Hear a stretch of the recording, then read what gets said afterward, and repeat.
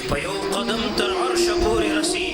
ما لیدلی دی رفتار د درویشانو هر بهار لره خزان په جهان شته دی خزان نه لري بهار د درویشانو ارمان راپسې وکړي بیا به جهان راپسې ګوري نه تو کوي نه مثال همدغه لیوني دی چې د کور نه وتلی دی او خپل منزل ورته نه دی معلوم او روان دی نو دی به چېرته ځي نن زموږ نه خپل منزل هیر شوی دی د هیرو یو سوداګر دی جوهري هیرې راویستلې چې دا داسې هیره ده دا داسې ده یو هیرې راویستله وایي دا ډېره ښایسته د شپې ستوري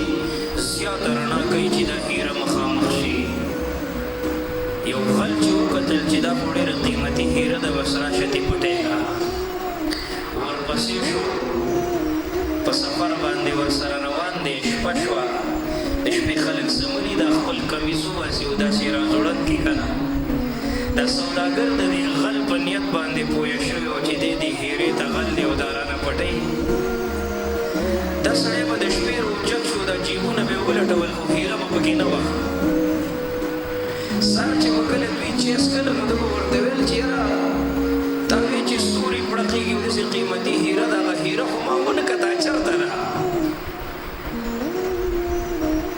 په بله شپه یې بیا وکتله اخره کې غوسه شو وایي زه غل یم او دا هیره درنه پټوم خو دومره راته وایي چې دا هیره چېرته ځي د شپې سوداګر ورته په خندا شو وایي زه دا هیره د شپې راخلم که نه د خپل جیب نه وباسم او ستا په جیب کې اچوم ته خپل جیب نه لټې او زما جیب لټې که نه نو زما په جیب کې خو هیره نه وي که نه اپنے من میں ڈوب کر پا جا سراغ زندگی دلتا رب شته خو مونږ محسوس کړی نه دی ہماری بے وفائی پر وہ اتنی وفا کرتے ہیں اگر ہم با وفا ہوتے تو کیا ہوتا که زمونږ د زنانو په سرونو باندې د بیبي فاطمې صادر وی او د حیا صادر وی او زمونږ نوجوان محمد بن قاسم وی او سلطان صلاح الدین وی هغه عبدالقادر جیلانی وی او د شپې تهجد والا عبادت والا سجدو والا ننگ والا خیرت والا د تصوف مجلسونو والا زہد والا تقوی والا د اعمال و حسن والا تو کیا ہوتا دل تو کیا چیز ہے ہم سینوں میں بھی اتر جاتے تم چاہو تو صحیح چاہنے والوں کی طرح سوال دلته کوم راشي د اهل الله په مجلسونو کې کېږي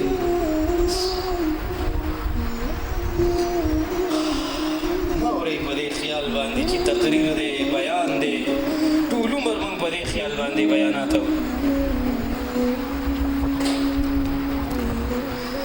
نہ پوچھیں خرقہ پوشوں کو ارادت ہو تو دیکھ ان کو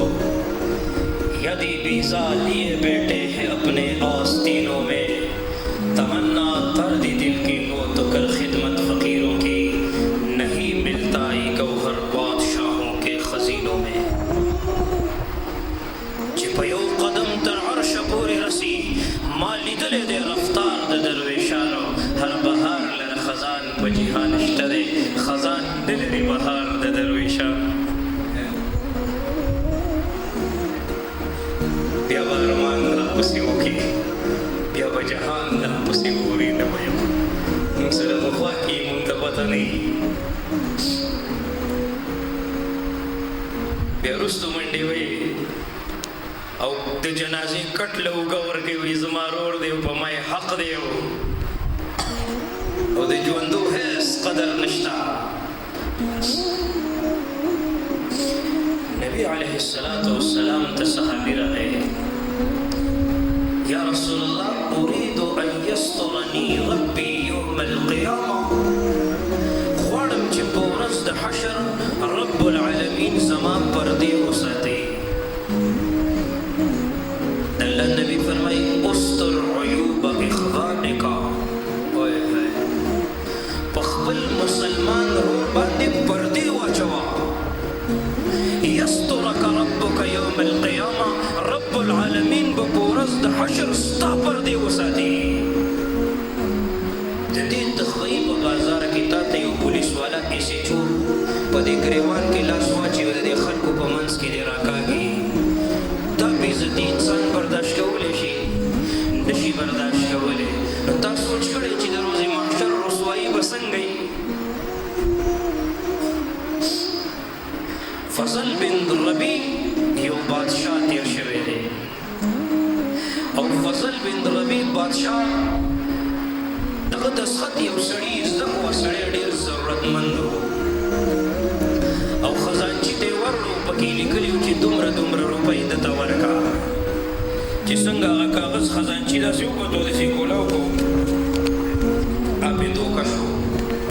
او روپۍ راواغېستلې او دته یې ورکړې. چې روپۍ راواغېستې او دته یې څنګه ورکولې نو فضل بن ربیع بادشاه راغی او د دې دواړو دا لین دین یې وکتلو. اوس ستاسو څه خیال دی چې بادشاه به ده سره څه عمل کړی؟ د لویو خلکو لوی سوچي که نه. نن چې تاریخ د دوی نامې ذکر کوي نو مطلب دا دی چې اداګانې وې حالات کے قدموں میں قلندر نہیں گرتا ٹوٹے جو ستارہ تو زمین پر نہیں گرتا گرتے ہیں سمندر میں بڑے شوق سے دریا لیکن کسی دریا میں سمندر نہیں گرتا.